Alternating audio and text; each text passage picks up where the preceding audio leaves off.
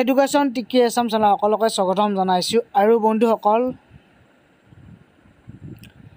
education টিকি Assam channel সকলোকে স্বাগতম জনাইছোঁ আৰু বন্ধুসকল এটা বিশেষ খবৰ দিব বিচাৰিছোঁ আৰু কেনেকৈ এপ্লাই কৰিব লাগে সিটেট যিহেতু ডিচেম্বৰত সিটেট হ'বলৈ গৈ আছে আৰু আজিকালি যিহেতু অসম টেটৰে হওক বা সিটেট হওক সকলোতে যিহেতু মানে এপ্লিকেবল এপ্লাই কৰিবই পাৰে গতিকে সিটেট যিসকলে ডিচেম্বৰত দিম বুলি ভাবিছে মানে আজিৰ 17 ছেপ্টেম্বৰৰ পৰা প্ৰায় 16 অক্টোবৰলৈকে খোলা থাকিব লিংক আৰু এপ্লাই কৰিবলৈ হ'লে ডেছক্ৰিপশ্যনত লিংকটো দিয়াই আছে বাৰু ইয়াতেও আপোনালোকে অফিচিয়েল ৱেবছাইটত গৈ এপ্লাই অপশ্যনত যাব গৈ কিনে ইয়াতে application form application number password এনেকুৱাকৈ আছে ইয়াতে নিউ ৰেজিষ্ট্ৰেশ্যনত ক্লিক কৰিব লাগিব প্ৰথম আৰু নিউ ৰেজিষ্ট্ৰেশ্যনত যেতিয়া ক্লিক কৰিব তেতিয়া এনেকুৱাকৈ আহিব ৰেজিষ্ট্ৰেশ্যন এপ্লিকেশ্যন ফৰ্ম পে'মেণ্ট কৰিব লাগিব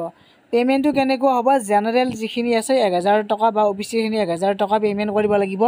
পেপাৰ 1 বা পেপাৰ 2ৰ কাৰণে যদি এখন কৰে পেপাৰ 1 মানে 1000 টকা পে'মেণ্ট আৰু বুটছ পেপাৰ হ'বলৈ হ'লে তেনেহ'লে 1200 টকা আৰু যিখিনি SC ST আছে লগতে যিখিনি আমাৰ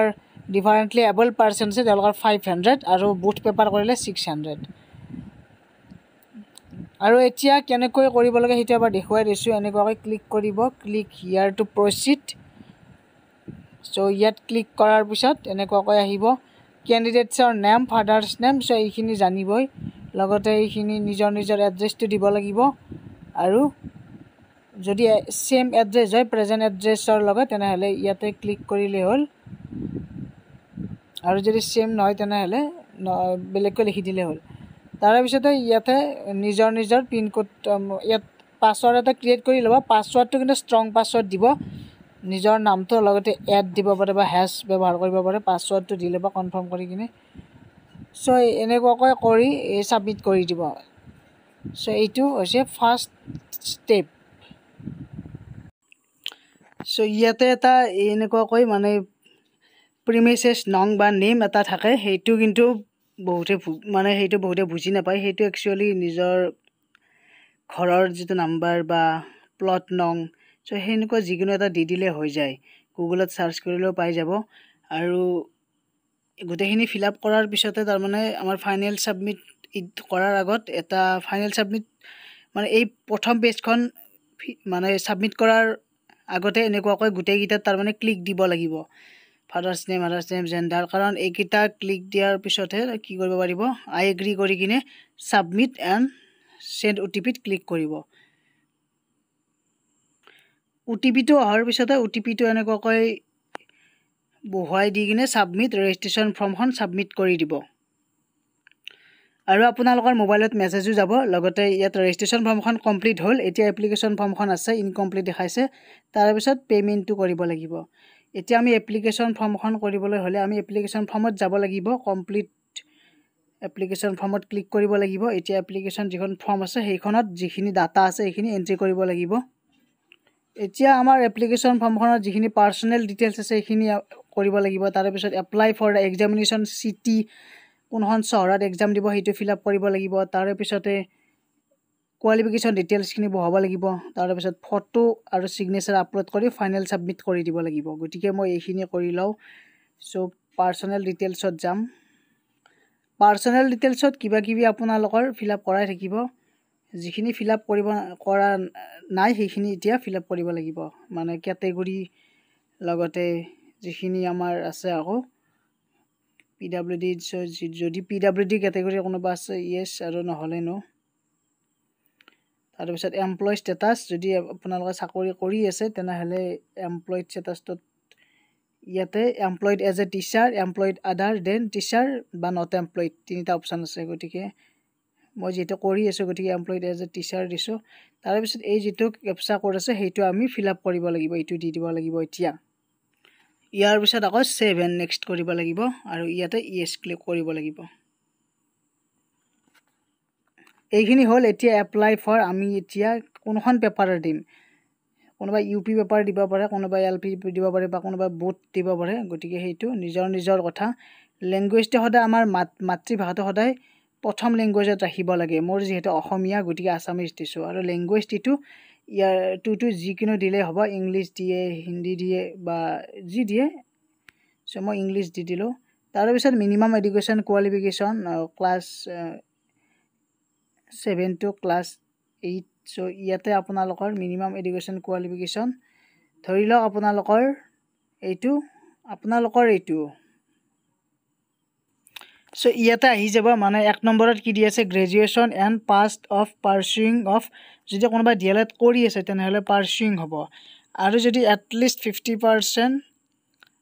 আইদাৰ ইন গ্ৰেজুৱেশ্যন 50% যদি মাৰ্ক আছে পোষ্ট গ্ৰেজুৱেশ্যনত at least marks either in graduation বা পোষ্ট গ্ৰেজুৱেশ্যনত যদি 50% মাৰ্কছ আছে তেনে আৰু BEd যদি আছে এইটো 2 নম্বৰ অপশ্যনটো আৰু গ্ৰেজুৱেশ্যন উইথ এটলিষ্ট 45 মাৰ্কছ আছে যদি আৰু যদি BEd আছে তেনেহ'লে 3 নম্বৰ অপশ্যনটো হ'ব আৰু যদি হায়াৰ ছেকেণ্ডাৰী পাছ কৰিছে 4 years bachelor in elementary education so' সেইটো যদি আছে তেনেহ'লে 4 তাৰপিছত হায়াৰ ছেকেণ্ডাৰী পাছ কৰিছে লগতে এটলিষ্ট 50% মাৰ্কছ আছে আৰু বা পাছ কৰিছে 4 ইয়াৰ্ছ BA বা 50% মাৰ্কছ লৈ কিনে বা BEd হওক সেইটো 5 নম্বৰটো আৰু graduation with at least 50% mark and pass বা BEd যদি কোনোবা কৰি আছে তেনেহ'লে 6 নম্বৰটো অপশ্যন আৰু any candidate having qualified BEd যদি কৰিছে মানে ৰিকগনাইজ অফ NCTE ইলিজিবল চ' গাইডলাইনটো পঢ়ি চালে গম পাব সেইখিনি 6 নম্বৰ এনেকুৱা গোটেইকেইটা আছে আৰু post graduation with minimum 55% marks or equivalent grade and pass বা কোনোবাই যদি 3 ইয়াৰ্ছ ইণ্টিগ্ৰেটেড BEd MAd কৰিছে তেনেহ'লে 8 নম্বৰটো গতিকে যিকোনো ইয়াৰে এটা ক্লিক কৰিলে হৈ যাব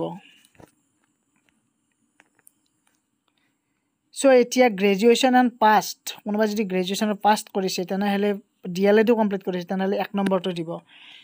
গতিকে ইয়াৰ পিছত আছে ছাবজেক্ট অফাৰ ফৰ ক্লাছ মানে পেপাৰ 2ৰ কাৰণে আপোনালোকে মেথমেটিক্স বা ছায়েন্স চিলেক্ট কৰিব পাৰে বা ছ'চিয়েল ছায়েন্সো চিলেক্ট কৰিব পাৰে বেছিভাগ ছায়েন্সৰখিনিয়ে বাৰু ছ'চিয়েল ছায়েন্স চিলেক্ট কৰিব ছায়েন্সৰখিনিয়ে মেথছটো চিলেক্ট কৰিব আৰ্টছৰখিনি ছ'চিয়েল ছায়েন্সে কৰিব বেছিভাগে ইয়াৰ পিছত এক্সাম চিটি কেইখন চিলেক্ট কৰিলে হ'ল নিজৰ ফাৰ্ষ্ট প্ৰিফাৰেঞ্চত কি দিব মানে ষ্টেট অনুযায়ী তেওঁলোকৰ কি থাকিব চিটি কেইখন থাকিব চহৰ কেইখন এতিয়া গোটেইকেইখন ষ্টেটে বহুতকেইখন ষ্টেটে থাকিব আমাৰ নৰ্থ ইষ্টৰ আমাৰ যিখিনি ওচৰ হয় সেইখিনি আমি চিলেক্ট কৰি ল'ম যিহেতু প্ৰথম চ' এনেকুৱাকৈ এইখিনি কৰাৰ পিছত এই কেপচা কিটো দি 7 নেক্সট কৰি দিব ইয়াৰ পিছত আমাৰ যিখিনি এডুকেশ্যন কোৱালিফিকেশ্যন আছে সেইখিনি আমি ফিল আপ কৰিব লাগিব এতিয়া চ' এইখিনি নিজে সকলোৱে জানিবই নিজে কৰি লোৱা ইয়াৰ পিছতে এই ফটোটো আমি 200 KB ভিতৰত আৰু ছিগনেচাৰটো 30 KB ভিতৰত আপলোড কৰি দিলে হৈ যাব এনেকুৱা কৰাৰ পিছত ফাইনেল ছাবমিট অপশ্যন আহিব আৰু পে'মেণ্টটো কৰিব লাগিব চ' মই এইখিনিও দেখুৱাইছোঁ বাৰু চ' আপলোড হোৱাৰ পিছত এনেকুৱাকৈ আহিব চ' আপলোড হোৱাৰ পিছত এইটো কেপচা কোডটো বহাই কিনে 7 নেক্সট কৰি দিব লাগিব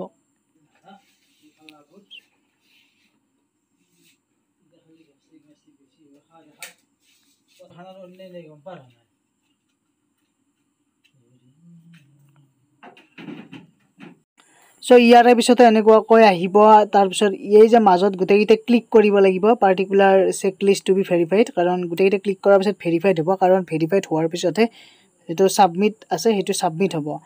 গতিকে মই গোটেইকেইটা ক্লিক কৰি লওঁ তাৰে পিছতে আই এগ্ৰি যিটো অপশ্যন আছে তাত ক্লিক কৰিম আৰু ক্লিক কৰাৰ পিছত যিটো তলত ফাইনেল ছাবমিট থাকিব এপ্লিকেশ্যন চ' এইটোতে ক্লিক কৰি দিব লাগিব চ' এনেকুৱাকৈ যেতিয়া কৰিম তেতিয়া কমপ্লিট হৈ যাব তাৰপিছত পে'মেণ্টটো গমেই পাইছে মই যিহেতু এখন পেপাৰ এপ্লাই কৰিছোঁ সেইকাৰণে 1000 আহিছে আৰু দুখন পেপাৰ আহিলে 2000 আহিল হয়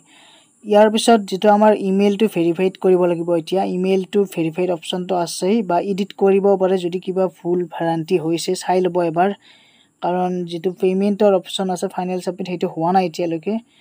গতিকে ইয়াতে ইমেইলটো ভেৰিফাইড কৰাৰ কাৰণে ইমেইলটো থাকিবই লগতে তলত যিটো ছিকিউৰিটি পিন আছে সেইটো ছেম বহাই দিব বহাই দি ছাবমিট কৰিব ছাবমিট কৰাৰ পিছত এটা কি যাব OTP এটা যাব আৰু সেই OTP টো যেতিয়া এন্টাৰ কৰিব তাৰে পিছতে এনেকুৱা OTP টো ভেৰিফাইড হৈ যাব ইমেইলটো ভেৰিফাইড হৈ যাব কাৰণ কিবা যদি আপডেট আহে সিটেটৰ অফিচিয়েল ৱেবসাইটৰ পৰা ইমেইলতে আহিব বা মেছেজত আহিব সো এতিয়া গো হোম কৰি দিও তাৰে পিছতে আমাৰ ইয়াত দেখিছে ইমেইল আইডি ইজ ভেৰিফাইড বুলি আহিছে so click here to go home কৰি দিলো ইয়াৰ পিছতে আমাৰ এতিয়া পেমেন্টৰ কামখিনি আছে পেমেন্টৰ কামখিনি সকলোৱে কৰিব পাৰিব এতিয়া পে এক্সামিনেশন ফি 1000 তাত ক্লিক কৰিলে আমাৰ পেমেন্টৰ যিখিনি কাম আছে সেইখিনি আমি কৰিব পাৰিম গতিকে পেমেন্টৰ কাম অনলাইন পেমেন্ট কৰিম যেহেতু অনলাইনত ক্লিক কৰিম প্ৰসিড টু ফৰ পেমেন্ট কৰিম সো এনেকুৱাকৈ আপোনালোকে নিজৰ এপ্লিকেশন ফৰ্মখন ফিল আপ কৰি কিনে পেমেন্টটো কৰিব সিটেটত এপ্লাই হৈ যাব আৰু যিমান পাৰি সোনকালে কৰিব তেতিয়া নিজৰ পছন্দৰ যিকেখন সিটি আছে এক্সাম চেণ্টাৰ আছে সেইকিটাত পঢ়িব ধন্যবাদ থ্যাংক ইউ